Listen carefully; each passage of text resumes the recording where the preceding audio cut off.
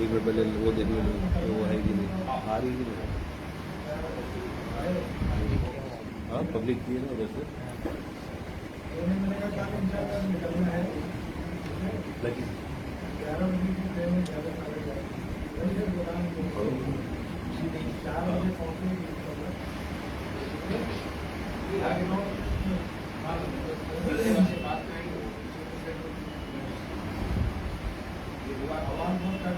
करता हूँ फिर यहाँ की होने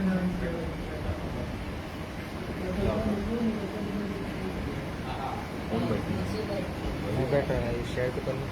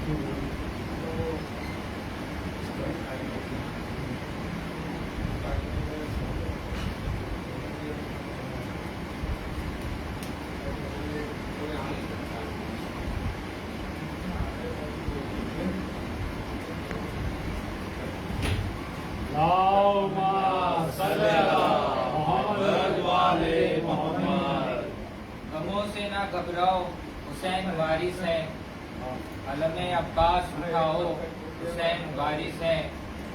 सारी दुनिया ने ठुकरा दिया है अगर तुमको, सारी दुनिया ने ठुकरा दिया है अगर तुमको, दरे अब्बास पे आओ हुसैन वारिस है, दरे अब्बास पे आओ हुसैन वारिस है।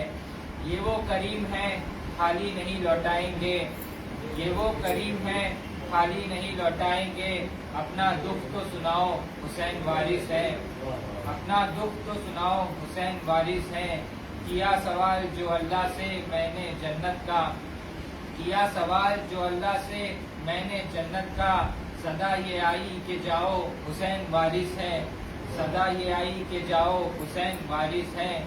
यजीदियत जो तेरे सामने कभी आए, यजीदियत जो तेरे सामने कभी आए, तुम अपना सर न झुकाओ हुसैन वारिस है, तुम अपना सर न झुकाओ हुसैन वारिस है।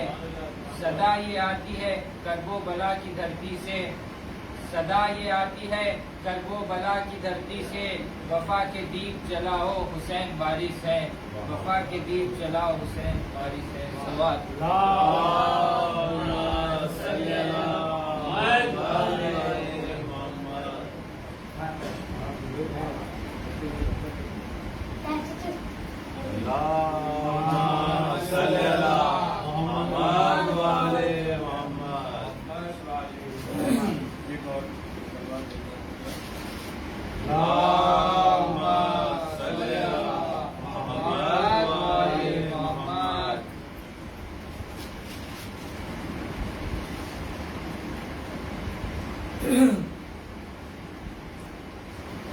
चादर की बात और न जुल्फों की बात कर, चादर की बात और न जुल्फों की बात कर, दोषे नबी पे बैठने वालों की बात कर।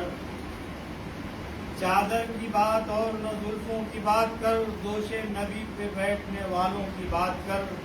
करना अगर है यादे पैगंबर का हक अदा, करना अगर है यादे पैगंबर का हक अदा, कमली की बात छोड़ नवासों की बात कर, कमली की बात छोड़ नवासों की बात कर। वह हश्र तक तारीख से आती रहेगी ये सदा, हश्र तक तारीख से आती रहेगी ये सदा। क्या नबी का मर्तबा है, क्या अली की शान है, क्या नबी का मर्तबा है, क्या अली की शान है। देखिए मेराज पे दो भाइयों का मुअजिज़ा, देखिए मेराज पे दो भाइयों का मुअजिज़ा। एक है नहजुल बलागा दूसरा कुरान है, एक है नहजुल बलागा दूसरा कुरान है। और नबी की बात अगर मानते मुसलमानों, नबी की बात अगर मानते मुसलमानों, तो अपने राह के कांटों को फूल कर लेते। नबी की बात اگر مانتے مسلمانوں تو اپنے راہ کے کانٹوں کو پھول کر لیتے، یہ روز روز نہ بنتے نئے نئے فرقے، اگر علی کی ولایت قبول کر لیتے۔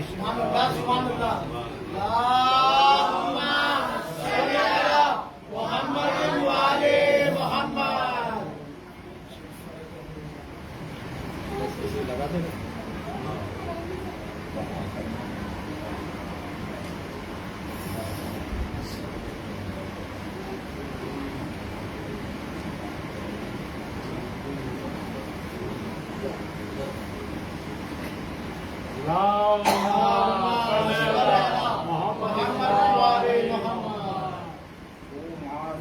سے برسا بلا لہو غمی سے، میں شر بپا قلم میں قتلے امام غمی سے، گلشن لکا کے اپنا اس نام کو بچایا، باقی ہے آج کعبہ شبیر کی جمی سے، سرور ہے مہر راحت سجدے میں سر کٹا کے، کرب و بلا ہے افضل قابل کی سر غمی سے، شبیر کی زمین کو مرکز بنا چکے ہیں، ملتا ہے آج بر سے افغان سے، ظلمت کو حق کو اپنے مرحلے میں لے چکی تھی، بگڑا نظام باطل شبیر کی نبی سے، انجام زندگی پر انہیں نظر ڈالی، آئے حضور سرور وہ لشکر گلی سے، ممکن نہیں کہ شہ پر آ گئے، ممکن نہیں کہ شہ پر آئے میرے رہتے، جو کہ حبیب بولے یہ میں نظر حبی سے، دیشی کی ہنسی پر لشکر سمے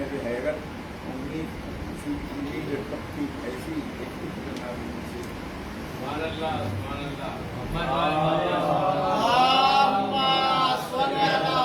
محمد والے محمد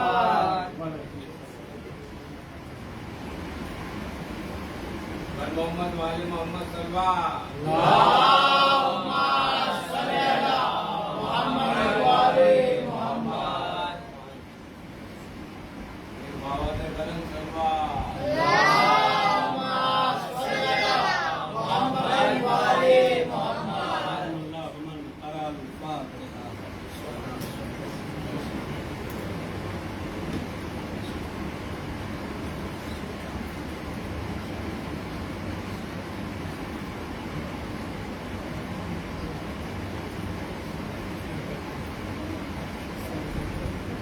لا حول ولا قوة إلا بالله العلي العظيم۔ أعوذ بالله من الشيطان اللعين الرجيم، بسم الله الرحمن الرحيم، الحمد لله رب العالمين، والصلاة والسلام والتحية والإكرام مولا الكونين جد الحسنين بالقاسم محمد،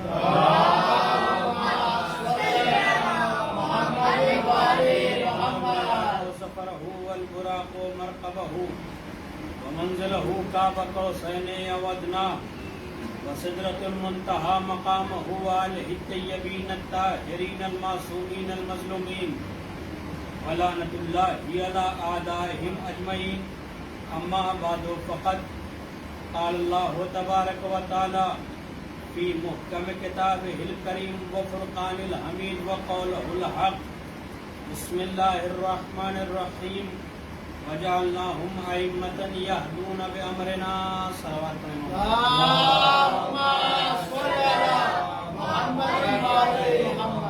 محترم سامعین کرام، دوستان عزیز، ماتم داران سرکار سید الشہداء، اگر کل کی گفتگو آپ کے اذہان عالیہ میں محفوظ ہوگی تو آپ کو یاد ہوگا کہ کل میں نے عرض کیا تھا کہ امام حسین پر گریہ قرآن میں ہے، اور اس کے ساتھ ساتھ اہمیت قرآن اور قرآن کا وہ دعویٰ، وہ تحدی، وہ چیلنج جو قرآن نے کیا ہے، اسے میں نے عرض کیا تھا۔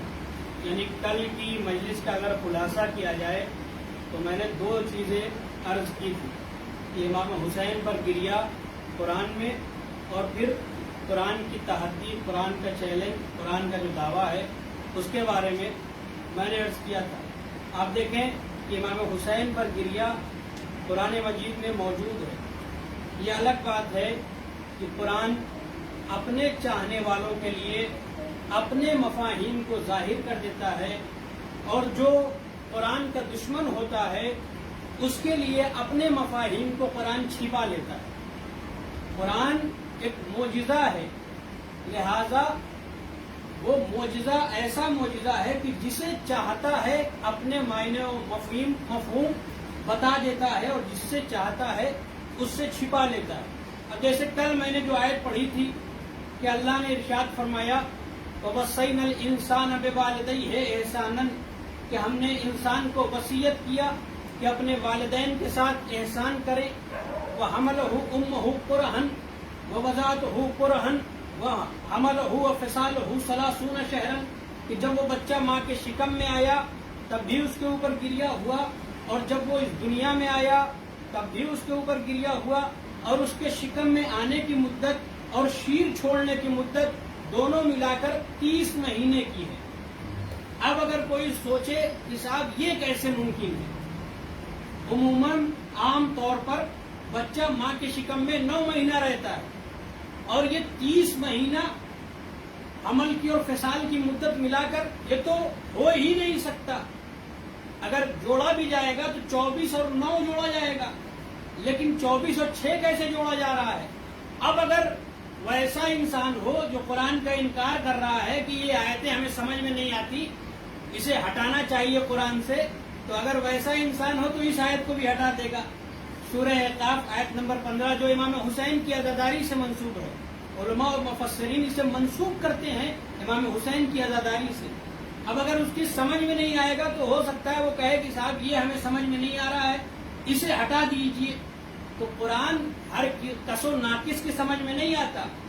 وہ جو قرآن پر سرچ کرتے ہیں، وہ جو علوم قرآن حاصل کرتے ہیں، ان کی سمجھ میں آسانی سے قرآن نہیں آتا، تو پھر اس کی سمجھ میں کہاں سے آ جائے گا؟ صلوات پڑھیں محمد والے محمد۔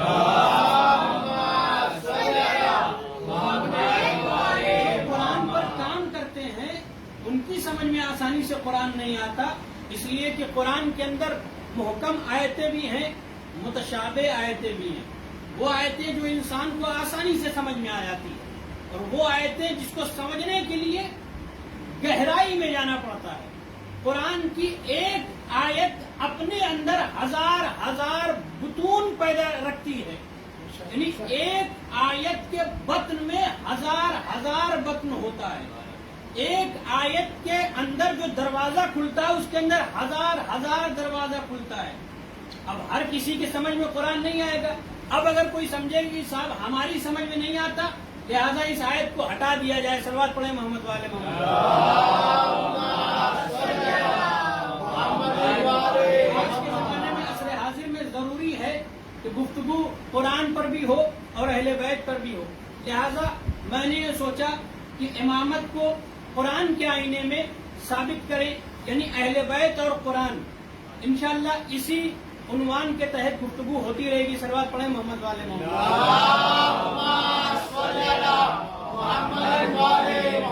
میں نے عرض کیا تھا قرآن کی اہمیت کیا ہے؟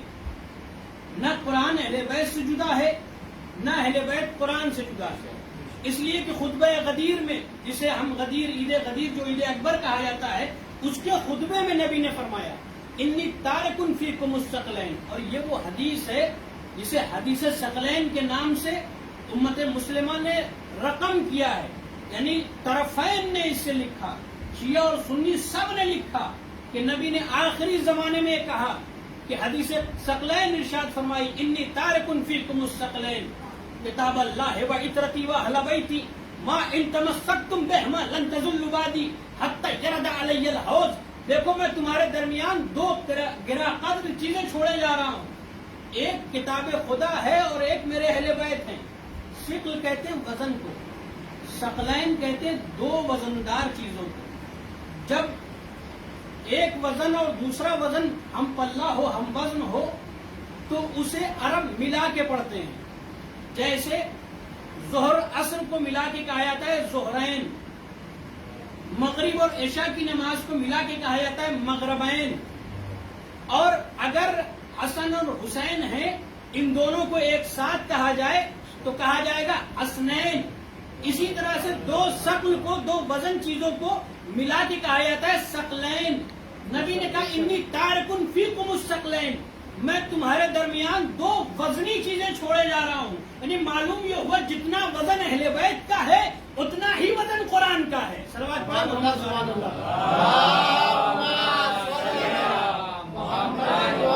اگر اہل بیت کتاب کی شکل میں آئے تو قرآن بنتا ہے، اور اگر قرآن مجسم ہو جائے تو اہل بیت بنتے ہیں.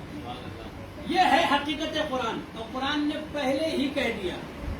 اور پھر جو ایک اعتراض ہوتا ہے کہ صاحب قرآن کو تو فلاں صاحب نے جمع کیا، فلاں صاحب کے دور میں جمع ہوا. نبی نے خود کہا ہے خطبہ غدیر میں، کیا کہا؟ وہ سارے اشکال، اگر ایک حدیث کو انسان غور سے سن لے تو پھر وہ سارے اشکال ختم ہو جاتے ہیں کہ قرآن کو فلاں کے دور میں جمع کیا گیا، فلاں کے دور میں جمع کیا، انہوں نے لکھا. اصل میں قرآن پہلے سے ہی موجود تھا. نبی نے کیا کہا حدیث ثقلین میں؟ انی تارکن فیکم الثقلین کتاب اللہ و عترتی و اہل بیتی، میں تمہارے درمیان اللہ کی کتاب چھوڑے جا رہا ہوں. کتاب تب کہی جاتی ہے جب مرتب ہو، بین الدفتین ہو، دو جلدوں کے درمیان میں جو چیزیں ہوتی ہیں اسے کتاب کہا جاتا ہے. نبی نے یہ نہیں کہا کہ میں تمہارے درمیان اللہ کی وحی کو چھوڑے جا رہا ہوں. نہیں، نبی نے کہا انی تارکن فیکم الثقلین کتاب اللہ و عترتی و اہل بیتی. اگر کتاب نہ ہوتی تو اعتراض کرنے والے صحابی اعتراض کر دیتے، یا نبی اللہ کتاب تو ہے ہی نہیں، آپ چھوڑ کے کیا جا رہے ہیں. ان کا اعتراض نہ کرنا یہ اس بات کی دلیل ہے کہ کتاب موجود تھی اور جلد میں موجود تھی. صلوات پڑھیں محمد والے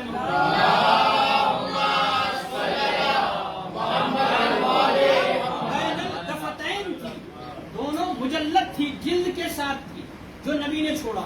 اور آپ دیکھیں اسی کتاب میں ارشاد ہوا کہ الف لام میم ذالک الکتاب لا ریب فیہ، یہ وہ کتاب ہے جس میں شک کی کوئی گنجائش ہی نہیں ہے، جس میں شک اور شبہ کی کوئی گنجائش نہیں ہے.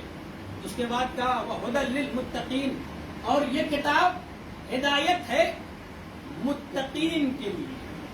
یعنی کتاب ہادی ہوگی کس کے لیے؟ متقین کے لیے. جو متقی ہوگا قرآن اسی کو ہدایت کرے گی. صلوات پڑھیں محمد والے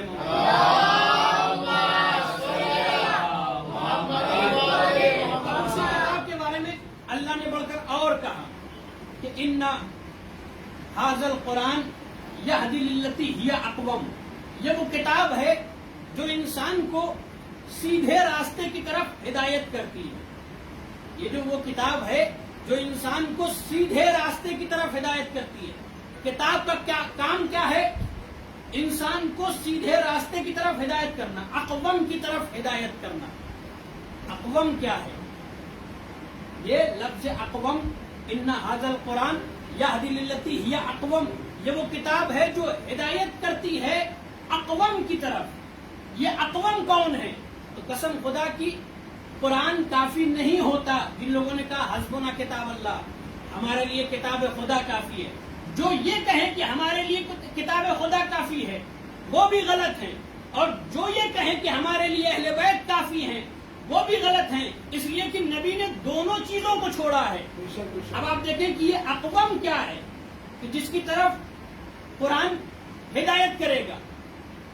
یہ بات، یہ راز معلوم نہ ہوتے اگر معلم قرآن نہ ہوتے. چنانچہ خانہ زہرا کے چھٹے بولتے ہوئے قرآن نے ارشاد فرمایا، صلوات پڑھیں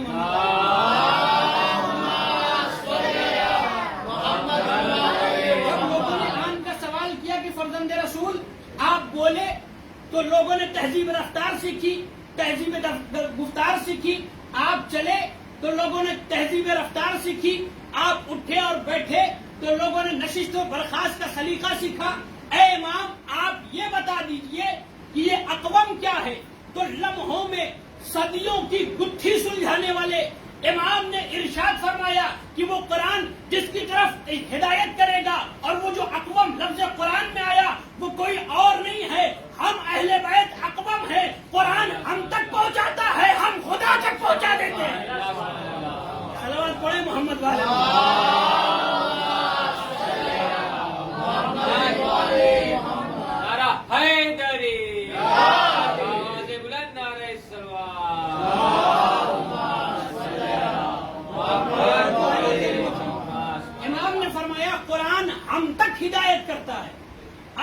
ترجمہ ہوگا تو اس طرح سے ہوگا ان ھذا القرآن یہدی للتی ہی اقوم، یہ وہ کتاب ہے جو ہدایت کرتا ہے اہل بیت کی طرف، یعنی قرآن اہل بیت کی طرف لے کر جاتا ہے انسان کو، اور اہل بیت اللہ سے ملا دیتے ہیں۔ یہ ہے رابطہ عبد اور معبود میں۔ یہ الگ بات ہے کسی کو قرآن سمجھ میں نہ آئے تو کہے گی اس کو ہٹائیے، صلوات پڑھیں محمد والے محمد۔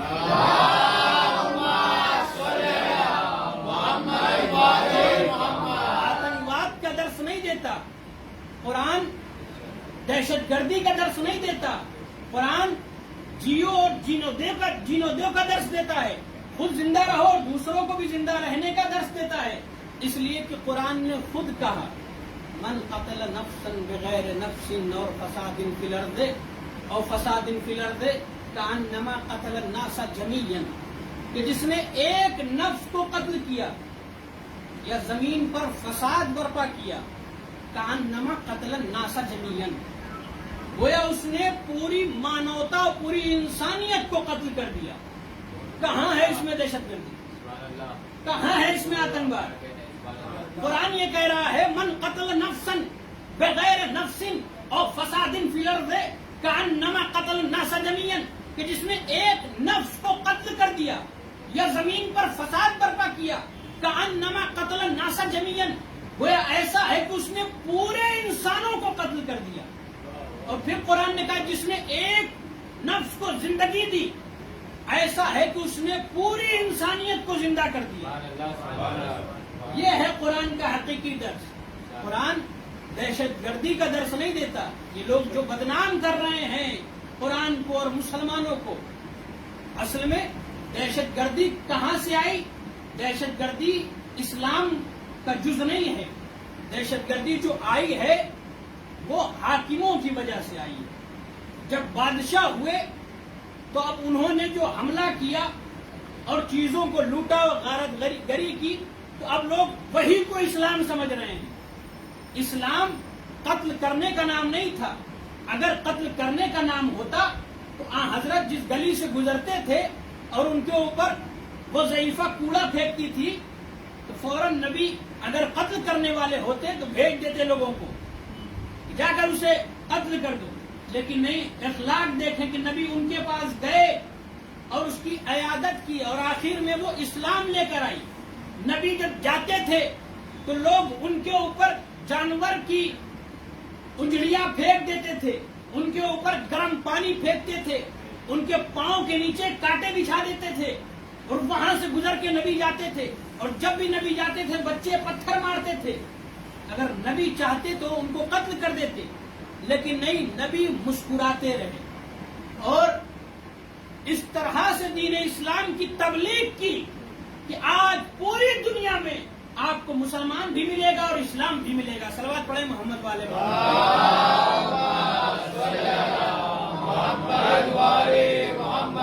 عرض کر رہا تھا، قرآن نے کہا کہ جس نے ایک نفس کو قتل کیا گویا اس نے پوری انسانیت کو قتل کیا، اور جس نے ایک نفس کو زندگی دی گویا اس نے پوری مانوتا اور پوری انسانیت کو زندگی دی۔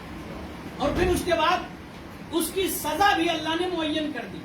جو ایک نفس کو قتل کرے گا، کسی کو بے گناہ قتل کرے گا، اس کی سزا کیا ہے؟ قرآن نے اس کے بعد کہا، سورہ مائدہ آیت نمبر 33 میں اللہ نے کہا لہم خزی فی الدنیا ولہم فی الآخرۃ عذاب عظیم، کہ اس کے لیے دنیا میں رسوائی ہوگی اور آخرت میں بہت بڑا عذاب اس کا منتظر رہے گا، اس کا انتظار کرے گا۔ اب کون ہے کہ جس نے نفس کو قتل کیا؟ کون ہے کہ جس نے لوگوں کو قتل کیا؟ جو بھی قتل کرے گا وہ لعنتی ہوگا قرآن کی روح سے۔ اب آپ دیکھیں، یزید نے امام حسین کو قتل کیا۔ امام حسین وہ نفس مطمئنہ جسے قرآن نے کہا، جب ایک نفس کو قتل کرنے کی سزا یہ ہے کہ اس کے لیے دنیا میں رسوائی ہوگی اور قیامت میں بڑا عذاب ہوگا، تو وہ نفس مطمئنہ جسے حسین کہا جاتا ہے، جس کے لیے خود قرآن نے کہا یا ایتھا النفس المطمئنہ ترجعی الی ربک راضیۃ مرضیہ فادخلی فی عبادی وادخلی جنتی۔ اے نفس مطمئنہ، میں تجھ سے راضی ہو گیا، تو بھی مجھ سے راضی ہو جا۔ اور تو میرے بندوں میں پلٹ آ اور میری جنت میں داخل ہو جا۔ آپ کسی بھی مسلمان کو پکڑ کر اس سے پوچھئے کہ صاحب آپ نماز کیوں پڑھتے ہیں، تو کہیں گے تاکہ اللہ راضی ہو جائے۔ کہیں آپ روزہ کیوں رکھتے ہیں، کہیں گے تاکہ اللہ راضی ہو جائے۔ پوچھے حج کیوں کرتے ہیں، کہیں گے تاکہ اللہ راضی ہو جائے۔ پوچھے زکوٰۃ کیوں دیتے ہیں، کہیں گے تاکہ اللہ راضی ہو جائے۔ پوچھے خمس کیوں دیتے ہیں، کہیں گے تاکہ اللہ راضی ہو جائے۔ پوچھیں کہ تمام جو نیکیاں کرتے ہیں وہ کیوں کرتے ہیں، کہیں گے تاکہ اللہ راضی ہو جائے۔ اب سمجھ میں آیا حسین میں اور مسلمانوں میں فرق سمجھ میں آیا۔ مسلمان اسے کہتے ہیں جو ہر کام اس لیے کرے تاکہ اللہ راضی ہو جائے، اور حسین اسے کہتے ہیں کہ اسے راضی کرنے میں خدا لگا ہوا ہے۔ میں جملہ کے بدل کے کیوں کہہ دوں کہ مسلمان اسے کہتے ہیں وہ اس کوشش میں لگا رہتا ہے تاکہ اللہ راضی ہو جائے، اور حسین اسے کہتے ہیں کہ جس کے لیے خدا لگا رہتا ہے تاکہ حسین راضی ہو جائے۔ صلوات پڑھیں محمد والے محمد۔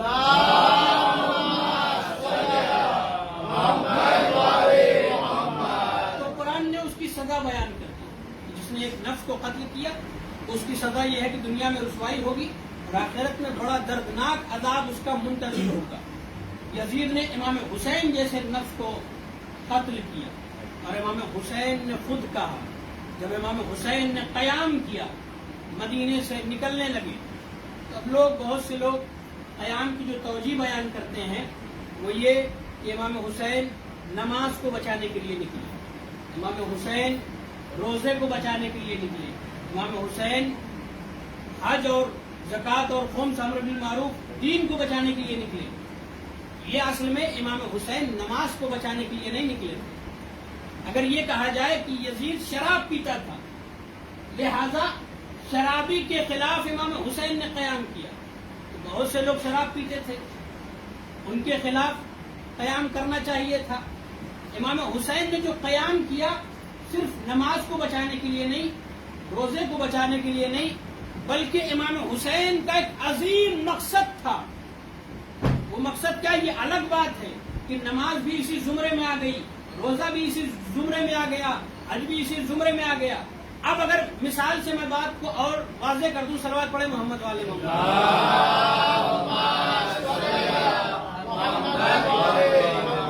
ذرا سا میرے ساتھ جڑے رہیے۔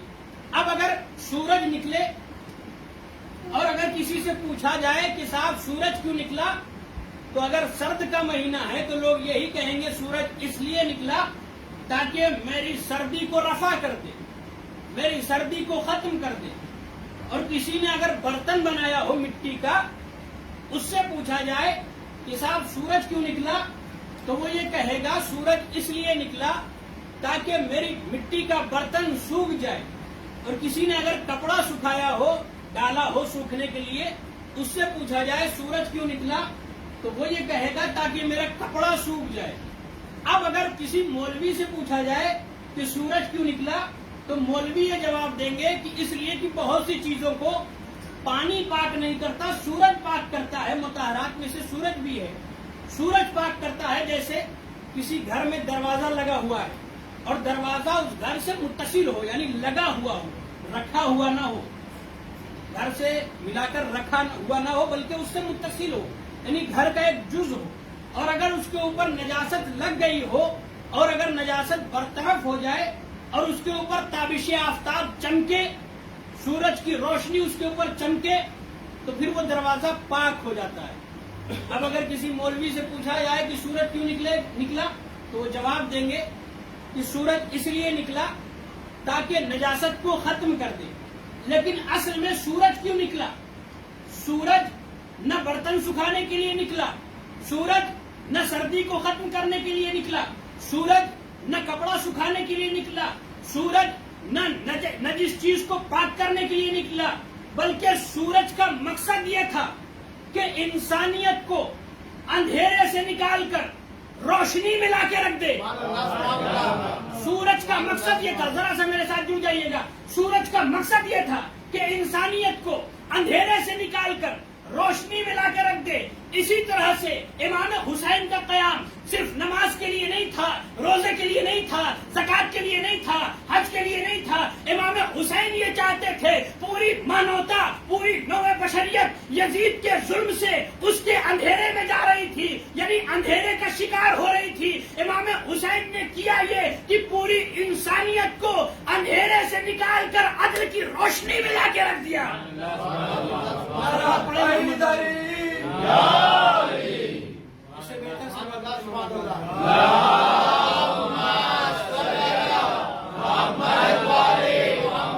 हुसैन ने कयाम क्यों किया?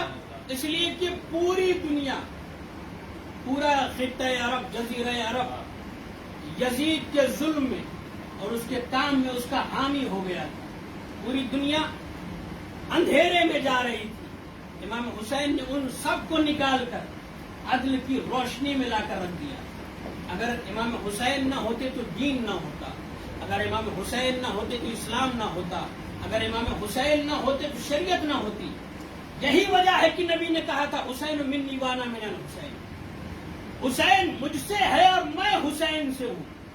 अजीब बात है, सारे मुसलमान झूम झूम कर यही कहते हैं कि ये कायनात मोहम्मद की वजह से है। लौला कलमा खलक़तुल अफलाक, ए मोहम्मद अगर तुम्हें खल्क करना ना होता तो मैं इस कायनात को खल्क न करता। लोग यही कहते हैं, जब उनसे पूछिए कि साहब ये चांद किसकी वजह से है, कहेंगे कि मोहम्मद की वजह से। उनसे पूछिए कि साहब ये सूरज किसकी वजह से है, कहेंगे मोहम्मद की वजह से। उनसे पूछिए कि साहब ये चांदनी किसकी वजह से है, कहेंगे मोहम्मद की वजह से। उनसे पूछिए कि फूलों में खुशबू किसकी वजह से है, कहेंगे मोहम्मद की वजह से। उनसे पूछिए कि कांटों में चुभन किसकी वजह से है, कहेंगे मोहम्मद की वजह से। उनसे पूछिए कि हर शय किसकी वजह से है, कहेंगे मोहम्मद की वजह से। अलगरज फरिश्ते जिन्नात पूरी दुनिया किसकी वजह से है, वो कहेंगे मोहम्मद की वजह से। मोहम्मद किसकी वजह से है, मोहम्मद किसकी वजह से है, मोहम्मद हुसैन की वजह से है। इसलिए कि नबी ने फरमाया हुसैन मिन्नी वाना मिनल हुसैन, हुसैन मुझसे है और मैं हुसैन से हूँ। यानी अब जुमले को बदल के यूं कह दूं कि जिसकी वजह से पूरी दुनिया है उसे मोहम्मद कहते हैं, जिसकी वजह से मोहम्मद है उसे हुसैन कहते हैं। सलावत व मोहम्मद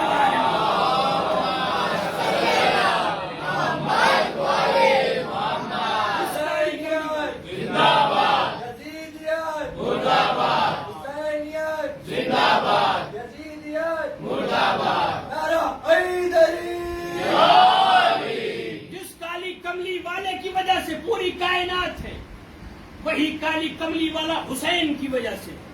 इसलिए कि मफहूम हुसैन मिन्नी वाना मिनल हुसैन यही है कि हुसैन मुझसे है, मैं हुसैन से हूं। अगर हुसैन ने कुर्बानी न पेश की होती, कयाम न किया होता तो दीन मोहम्मद खत्म हो जाता।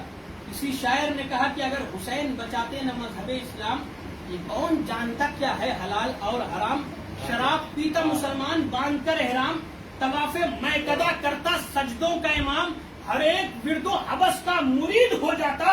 ये सच है सारा जमाना यजीद हो जाता। इमाम हुसैन ने जो कयाम किया, इस्लाम को बचाया, रसूल के दीन को बचाया। इसीलिए जब इमाम हुसैन जाने लगे तो लोगों ने पूछा कि मौला आप मदीना छोड़कर क्यों जा रहे हैं, क्यों जा रहे हैं आप?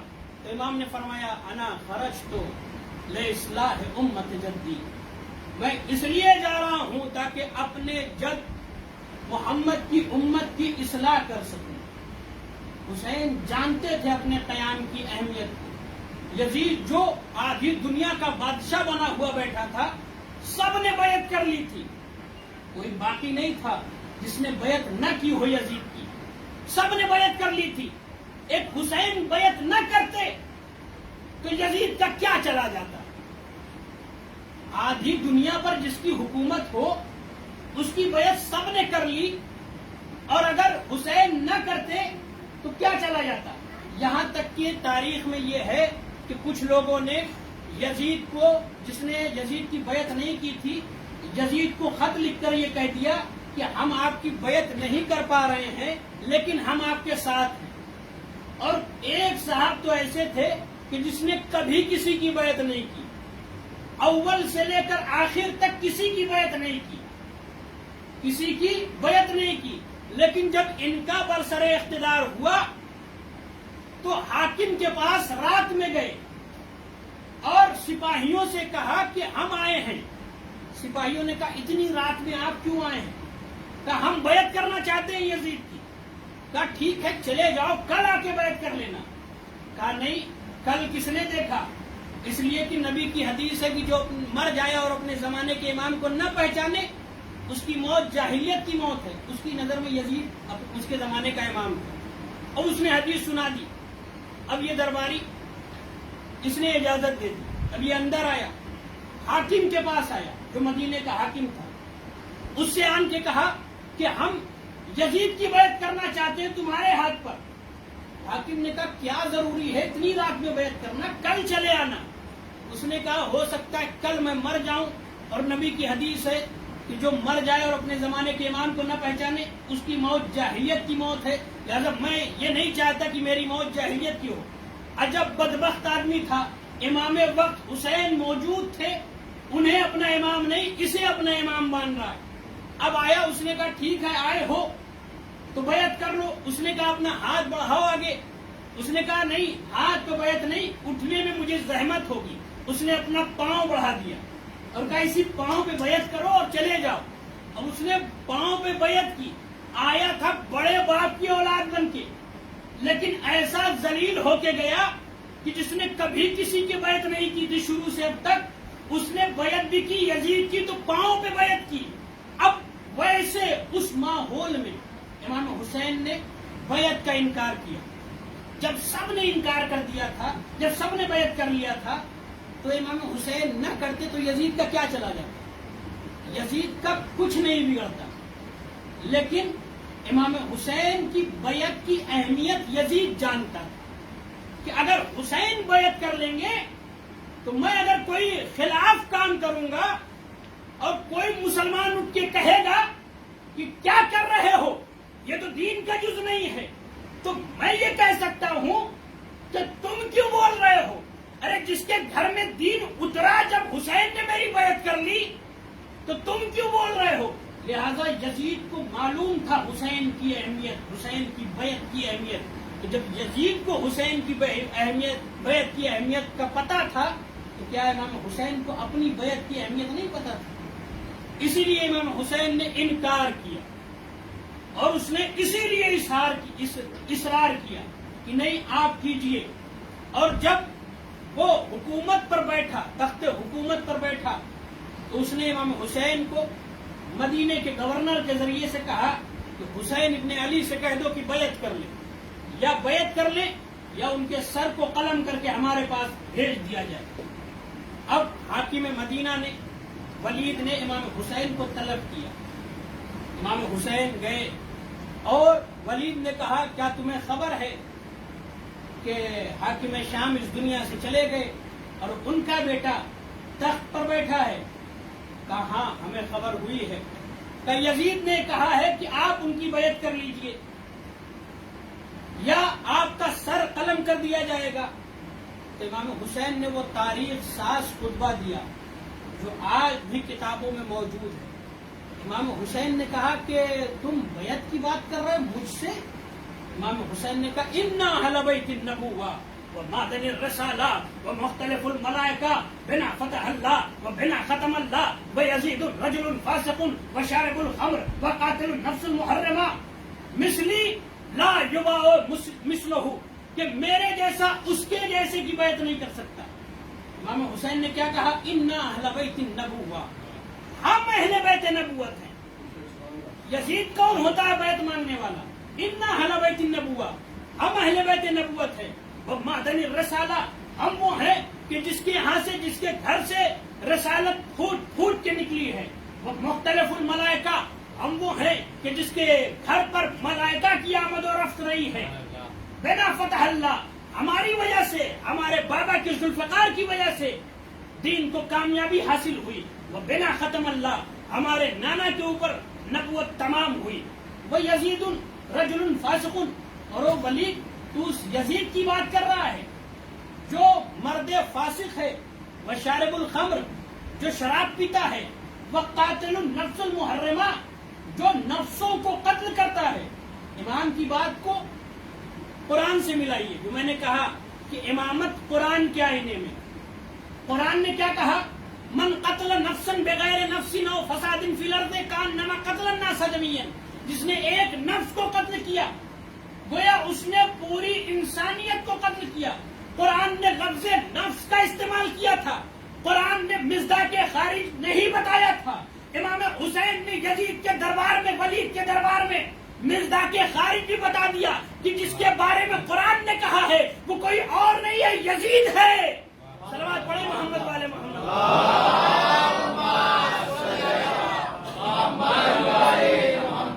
یزید رجل فاسق وشارب الخمر وقاتل النفس المحرمہ، وہ یزید جو شراب پیتا ہے، جسے رشتوں کی حرمت کا پاس نہیں، اور وہ جو نفسوں کو قتل کرتا ہے۔ اگر ایسی بات ہے تو پھر فیصلہ بھی سن لو، مثلی لا یبائے مثلہ، کہ میرے جیسا اس کے جیسے کی بیعت نہیں کر سکتا۔ امام حسین چاہتے تو یہ بھی کہہ سکتے تھے کہ حسین یزید کی بیعت نہیں کرے گا۔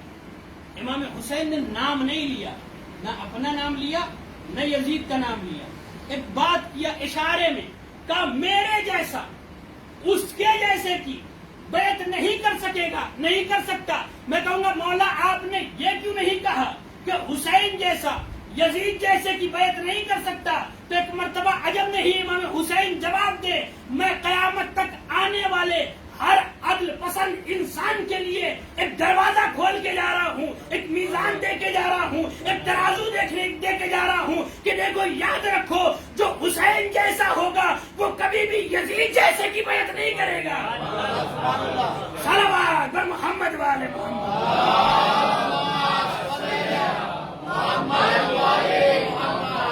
جو حسین جیسا ہوگا کبھی بھی یزید جیسے کی بیعت نہیں کرے گا۔ اور پھر وہاں پر جب مروان نے ولید سے کہا کہ اچھا موقع ہے حسین سے، یا تو بیعت لے لو یا تو ان کا سر قلم کر دو، جیسے ہی سر حسین کی بات آئی حسین کو جلال آ گیا، آواز دیو مروان تیری مجال کہ تم میرا سر قلم کرے۔ جیسے ہی سر کی بات آئی ادھر امام حسین 18 بنی ہاشم کو ولید کے دروازے پر کھڑا کر کے گئے تھے کہ دیکھو اگر میری آواز بلند ہو تب تم دربار میں وارد ہو جانا۔ جیسے ہی امام حسین کی آواز بلند ہوئی فوراً سب سے پہلے غازی عباس ڈراتے ہوئے ولید کے قریب پہنچے، اور ان قریب تھا کہ ولید کا کام تمام کر دیتے۔ امام حسین نے روک لیا، آواز دی عباس ابھی کربلا نہیں آئی، روک کے 18 بنی ہاشم کو لے کر واپس چلے آئے۔ سب نے جا کر جناب زینب سے ملاقات کی، 18 بھائیوں نے جا کر جناب زینب نے سنا کہ ولید کے دربار میں قتل حسین کی بات آ گئی، حسین کے سر کی بات آ گئی۔ جناب زینب کو افسوس ہوا، سب نے جا کر جناب زینب کو تسلی دی، غازی عباس قریب نہیں گئے۔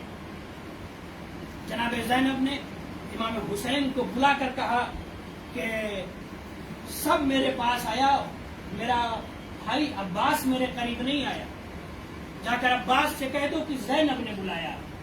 امام حسین آئے ہیں غازی عباس کے پاس، آواز دی عباس تمہیں بہن زینب نے بلایا۔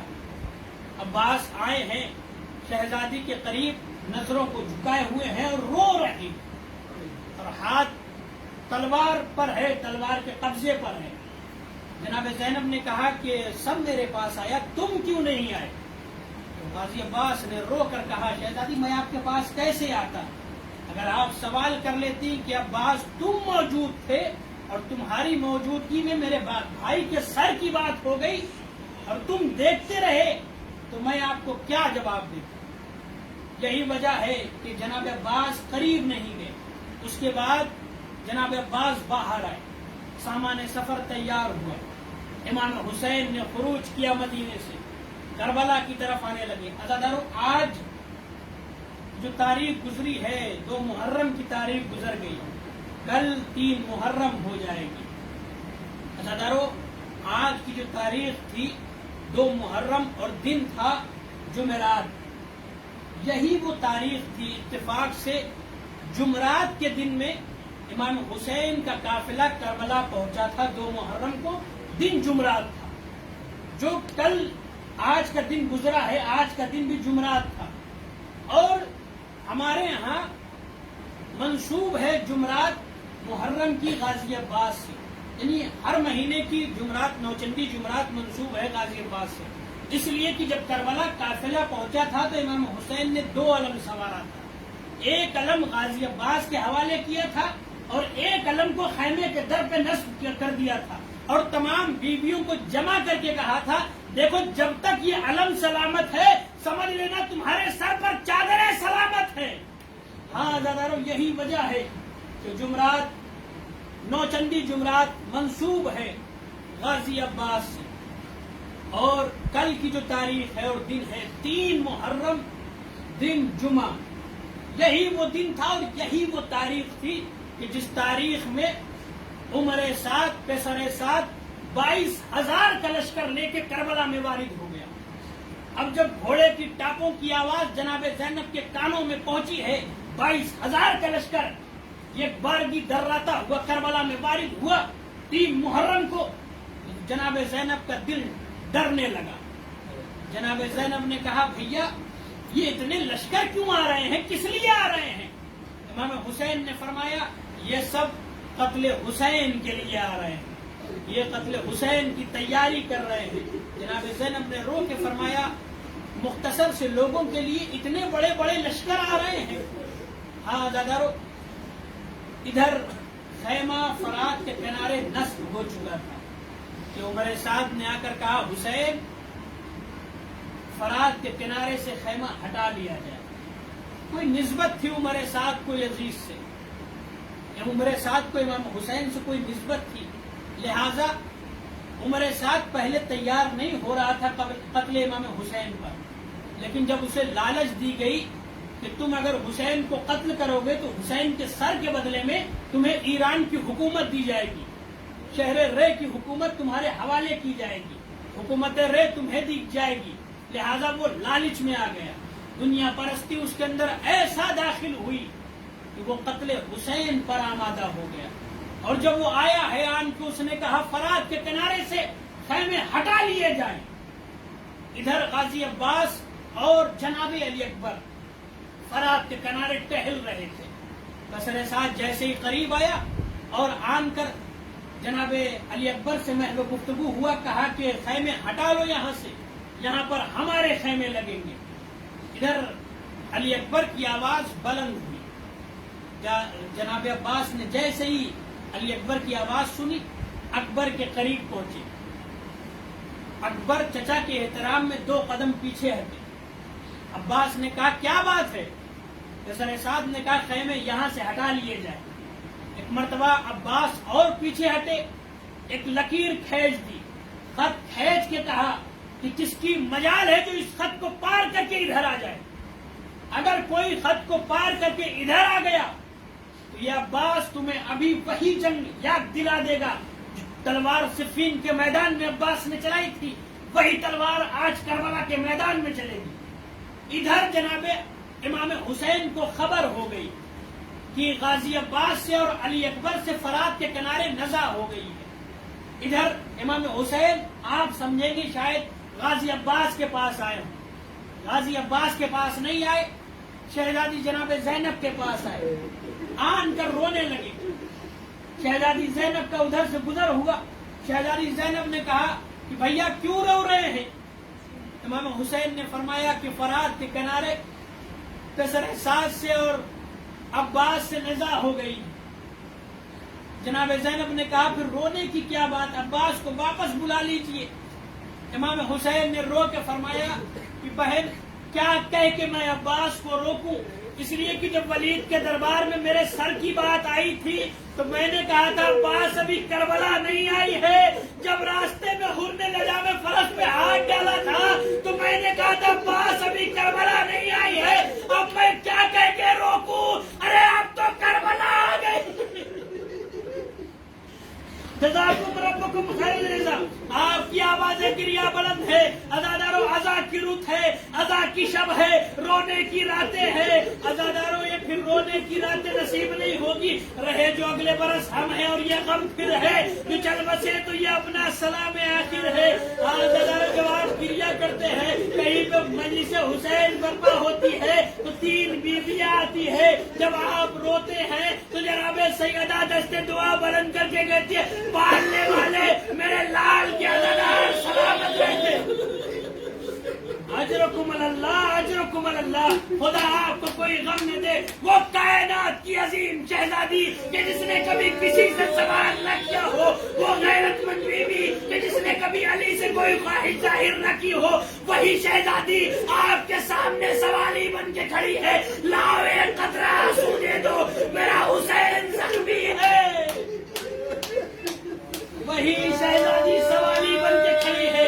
हाँ जरा रोने में कभी न कीजिएगा। जब आपकी आवाज गिरिया बुलंद होती है तो एक नन्ही बच्ची सकीना उठ के कहती है, फूफी अम्मा ये रोने वाले कौन है? फूफी अम्मा जनाबे ज़ैनब कहती ये तेरे बाबा के अज़ादार है। सकीना रो के फरमाती काश ये करबला में जज़ाकुम रब्बुकुम खैर। खुदा आपकी आवाजों पर रहमत नाज़िल फरमाए, आपको कोई गम न दे सिवाय गम सैयद शोदा के। जनाब ज़ैनब ने कहा भैया फिर अब्बास को बुला क्यों नहीं लेते? कब क्या कह के बुलाऊं? अब तो करबला आ गई है। एक मर्तबा जनाब ज़ैनब ने कहा ठीक है, आप ये जाकर कह दीजिए कि आपको ज़ैनब ने बुलाया है। जैसे ही वहां पर जाकर इमाम हुसैन ने ज़ैनब का नाम लिया, अब्बास तरफ गए, आवाज दिया मलाइक के सामने शहजादी। एक मर्तबा तलवार को फेंका है, आए हैं अपनी शहजादी की खिदमत में, दस्ते अदब जोड़कर नजरों को झुका के कहा, शहजादी आपने बुलाया है, गुलाम हासिल। एक मर्तबा शहजादी ने कहा, अब्बास फरात के किनारे से खैमा हटा लो।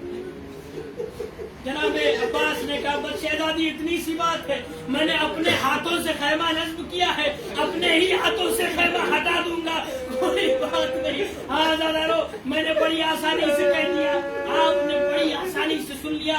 अल्लाह जाने अब्बास जैसा शजा इंसान जिसने अपने हाथों से खैमे की मीखे को गाड़ा है, रस्सियों को बांधा है, वही अपने हाथों से कैसे खैमे को हटाएगा। लेकिन हाँ मकातिल के फितरे हैं, जैसे ही अब्बास खैमे हटाने के लिए खैमे से बाहर निकले हैं, एक मर्तबा इमाम हुसैन के लबों पे एक जुमला जारी हुआ, आवाज दी इन्ना लिल्लाहि व इन्ना इलैहि राजिऊन। जनाब ज़ैनब ने कहा भैया ये जुमला तो तब कहे जाते हैं जब कोई मर जाता है, जब कहीं जनाजा निकलता है, आप क्यों कह रहे हैं मेरे भाई? हुसैन ने रो के फरमाया, ज़ैनब तुमने नहीं देखा मेरे अब्बास के अरमानों का जनाजा, मेरे अब्बास के अरमानों का जनाजा निकल गया। अब्बास खैमे को हटा रहे हैं, तनाबे को काट रहे हैं और रोते जा रहे हैं, वाह गुरबता, हाय रे मेरी गुरबत, वाह गुरबता।